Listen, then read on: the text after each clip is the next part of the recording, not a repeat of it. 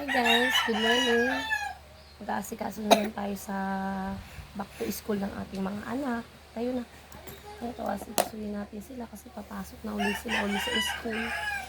Back to normal. Marami na naman tayong gagampanan sa buhay natin. Pagiging isang ina na naman tayo kasi pasukan na. Magsasacrifice magising ng maaga. Guys, pag inaasikaso ko lang siya guys, naligo na rin siya. Time check, alas 5 na po dito. 5:20.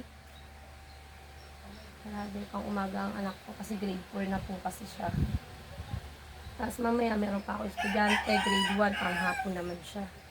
Opo na, kita na kita. Ayun guys. Ito naman ang aking gagampanan. Magiging isang ina naman tayo ngayon.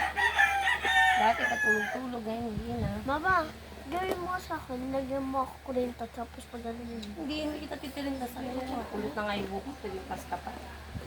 Ay, grabe, may sariling desisyon na talaga yung mga anak ko. Mamaya, titignan ko.